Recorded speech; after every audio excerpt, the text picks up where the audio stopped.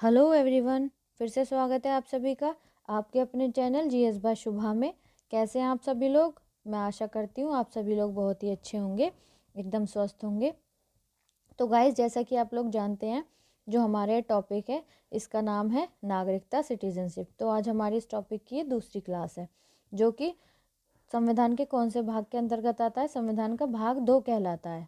ठीक है, तो चलिए, कल की क्लास में हमने क्या पढ़ा था? कल की क्लास में सिर्फ हमने ये जाना था कि नागरिकता का अर्थ क्या है और इसका महत्व क्या है। ओके, तो चलिए आज हम क्या पढ़ने वाले हैं वो देखते हैं। तो आज हम क्या पढ़ने वाले हैं? आज हम जानेंगे संवैधानिक उपबंध कि संविधान में इसका क्या उपबंध है, किसका? नागरिकता का। तो इसके संवैधानिक उपबंध क्या है उसके बारे में हम जानेंगे। तो चलिए शुरू करते हैं। संविधान के भाग 2 में अनुच्छेद 5 से 11 तक में नागरिकता के बारे में चर्चा की गई है।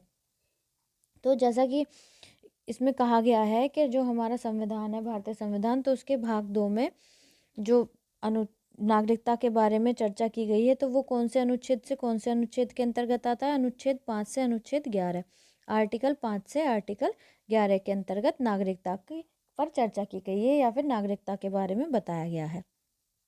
ठीक है, चलिए आगे चलते हैं।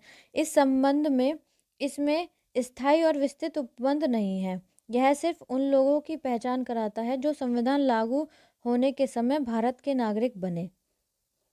अब जो ये है, इस संबंध में इसकी क्या है? स्थायी और विस्तृत उपबंध नहीं है। ये जो हम पढ़ रहे हैं, ये इसका स्थायी और विस्तृत उपबंध नहीं है। ये सिर्फ हमें ये बता रहा है कि संविधान उन लोगों की पहचान करा रहा है जो संविधान लागू होने के समय भारत के नागरिक बने, अर्थात 26 जनवरी 1950 में जो भारत के नागरिक बने, जब हमारा क्या हुआ था? भारतीय संविधान लागू हुआ था। ठीक है, चलिए नेक्स्ट आगे चलते हैं। आगे कहा गया है, इसमें न तो इसके अधिग्रहण एवं न ही नागरिकता की हानि की चर्चा की गई है। तो जो हम पढ़ रहे हैं उपबंध, इसमें न तो इसके अधिग्रहण के बारे में बताया गया है और ना ही इसकी नागरिकता की हानि पर चर्चा की गई है। यह संसद को इस बात का अधिकार देता है कि वह नागरिकता से संबंधित मामलों की व्यवस्था करने के लिए कानून बनाए। तो ये संसद को, जो हमारी भारतीय संसद को है, उसको ये जो उपबंध है जिसके बारे में हम पढ़ रहे हैं, यह अधिकार देता है कि जो नागरिकता के संबंधित जो भी मामले हैं उन पर संसद क्या करे? कानून बनाए। कोई भी क्या करे? कानून बनाए। इतनी बात क्लियर है? चलिए नेक्स्ट आगे चलते हैं, आगे जानते हैं। आगे कहा गया है, इस प्रकार संसद ने नागरिकता अधिनियम 1955 को लागू किया। तो इस प्रकार जो हमारी भारतीय संसद है उसने क्या किया? जो हमारा कौन सा नागरिकता अधिनियम था 1955, उसको क्या किया? उसको इम्प्लीमेंट किया, उसको लागू किया, जिसका समय समय पर संशोधन किया गया। जिसका समय समय पर क्या किया गया? उसके अंदर अमेंडमेंट भी किए गए, संशोधन भी किया गया। ठीक है, चलिए आगे जानते हैं। आगे इसमें कहा गया है, संविधान निर्माण के उपरांत संविधान के अनुसार 4 श्रेणी के लोग भारत के नागरिक बने। अब जब हमारे भारतीय संविधान का निर्माण हो गया, तो उसके बाद क्या हुआ? कब निर्माण हुआ या फिर कब इसका संविधान लागू हुआ? 26 जनवरी 1950 को। तो उसके बाद जो संविधान के अनुसार जो 4 श्रेणियों के लोग क्या बने? भारत के नागरिक बने। अब वो श्रेणियाँ कौन कौन सी थी उनके बारे में हम जानते हैं कि कौन कौन लोग भारत के नागरिक कहलाते हैं या फिर कहलाए जा सकते हैं। चलिए, तो इसमें पहली श्रेणी क्या आती है? एक व्यक्ति जो भारत का मूल निवासी है और 3 में से कोई एक शर्त पूरी करता है। तो उस व्यक्ति की बात कर रहे हैं, मतलब कि वो व्यक्ति भारत का नागरिक हो सकता है जो कि भारत का मूल निवासी है और साथ ही साथ ये जो 3 शर्तें हैं, इनमें से कोई एक शर्त को पूरी करता है। तो शर्तें कौन सी हैं? यदि उसका जन्म भारत में हुआ हो, यदि क्या हुआ हो? वो भारत में पैदा हुआ हो, या उसके माता पिता में से किसी एक का जन्म भारत में हुआ हो, या फिर उसके माँ बाप में से, माता पिता में से किसी भी एक का जन्म क्या हुआ हो? भारत के अंदर हुआ हो, या फिर संविधान लागू होने के 5 वर्ष पूर्व से भारत में रह रहा हो, या फिर जब हमारा भारतीय संविधान लागू हुआ है 26 जनवरी 1950, तो उससे 5 वर्ष पहले से वो भारत में रह रहा हो, तो भी वो क्या कहलाएगा? भारत का नागरिक कहलाएगा। ये कौन से अनुच्छेद में बताई गई है ये बात? अनुच्छेद 5 में ये बात कही गई है। ओके, चलिए नेक्स्ट आगे चलते हैं। आगे कहा गया है, एक व्यक्ति जो पाकिस्तान से भारत आया हो। तो एक व्यक्ति जो कि कहाँ से, पाकिस्तान से भारत आया हो, और यदि उसके माता पिता या दादा दादी अविभाजित भारत में पैदा हुए हों, या फिर उस व्यक्ति के माता पिता या दादा दादी क्या कहाँ किस में पैदा हुए हों, अविभाजित भारत में पैदा हुए हों, और निम्न में से कोई एक शर्त पूरी करता हो, और इनमें से जो हम आगे पढ़ेंगे इसमें से कोई एक शर्त पूरी करता हो तो वो भारत का नागरिक कहला सकता है।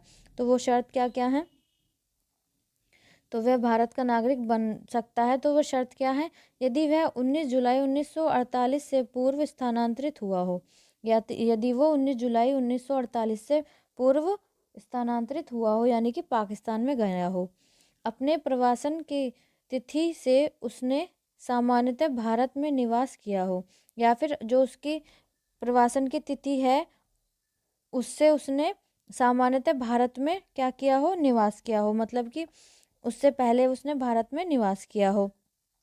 और यदि उसने 19 जुलाई 1948 को या उसके बाद भारत में प्रवासन किया हो तो वह भारत के नागरिक के रूप में पंजीकृत हो, या फिर 19 जुलाई 1948 या उसके बाद उसने भारत में रहना शुरू किया हो तो उसने अपने भारत हमारा जो मतलब भारत है, भारत के अंदर उसने नागरिकता के लिए क्या किया हो, पंजीकरण करा रखा हो, या फिर वो पंजीकृत हो। लेकिन ऐसे व्यक्ति का पंजीकृत होने के लिए 6 माह तक भारत में निवास करना आवश्यक है। तो ऐसे व्यक्ति का भी पंजीकरण करवाने के बाद 6 महीने तक भारत में रहना क्या है, आवश्यक है, भारत में रहना जरूरी है। आई होप इतनी बात आपको बहुत अच्छे से क्लियर हो गई होगी। ठीक है, चलिए नेक्स्ट आगे जानते हैं अब इसकी। एक व्यक्ति जो 1 मार्च 1947 के बाद भारत से पाकिस्तान स्थानांतरित हो गया हो, मतलब कि बात बताई जा रही है कि यदि कोई व्यक्ति है जो कि क्या 1 मार्च 1947 के बाद भारत से पाकिस्तान के लिए चला गया हो, लेकिन बाद में फिर भारत में पुनर्वास के लिए लौट आए, लेकिन बाद में क्या हो, वापस वो भारत में पुनर्वास के लिए रहने के लिए लौट आए, वह भारत का नागरिक बन सकता है। तो भी वह क्या हो सकता है, भारत का नागरिक क्या हो सकता है, बन सकता है। उसे पंजीकरण प्रार्थना पत्र के बाद 6 माह तक रहना होगा। उसे पंजीकरण प्रार्थना पत्र के बाद भी मतलब पंजीकरण करवाने के बाद 6 माह तक क्या होना होगा, भारत के अंदर ही रहना होगा, तभी वो भारत का नागरिक कहलाएगा। इतनी बात आपको क्लियर है। चलिए नेक्स्ट आगे देखते हैं, आगे क्या कहा गया है। आगे बताया गया है, वह व्यक्ति जिसके माता पिता या दादा दादी अविभाजित भारत में पैदा हुए हों। उस व्यक्ति की बात कर रहे हैं जिसके माता पिता, मम्मी पापा या फिर उसके दादा दादी अविभाजित, जब भारत का बंटवारा नहीं हुआ था उस समय भारत में पैदा हुए हों, लेकिन वह भारत के बाहर रह रहे हों। लेकिन रह वो कहाँ रहे हैं, किसी अदर कंट्री में रह रहे हैं, किसी भी भारत से बाहर दूसरे देश में रह रहे हों, फिर भी वह भारत का नागरिक बन सकता है, फिर भी वो भारत का नागरिक क्या हो सकता है, बन सकता है। ठीक है, चलिए आगे चलते हैं।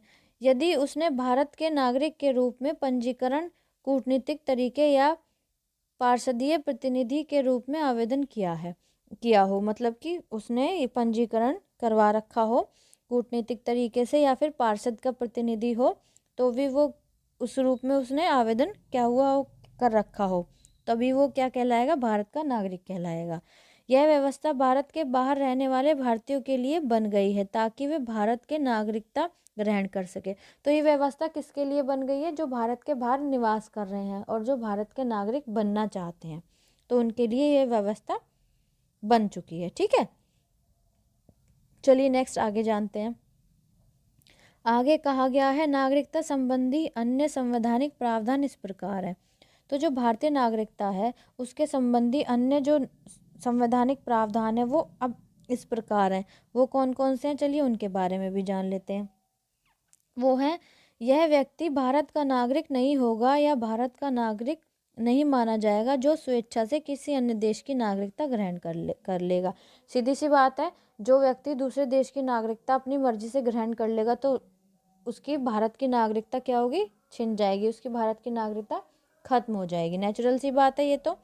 ठीक है, दूसरा क्या है, दूसरा बताया गया है, प्रत्येक व्यक्ति जो भारत का नागरिक है या समझा जाता है वह ऐसा नागरिक बन सकता है या बना रह सकता है यदि संसद इस प्रकार के किसी विधान का निर्माण करे। मतलब अगर संसद ही किसी ऐसे विधान का निर्माण कर दे कि दूसरे देश का भी नागरिक है और भारत का भी नागरिक है, नागरिक बना रह सकता है तो कोई भी व्यक्ति क्या होगा, भारत का नागरिक बना रह सकता है। अब ये तीसरा है, लास्ट। संसद को यह अधिकार है कि वे नागरिकता के अर्जन और समाप्ति के तथा नागरिकता के संबंधी अन्य सभी विषयों के संबंध में विधि बना सके या फिर विधि बना सकती है।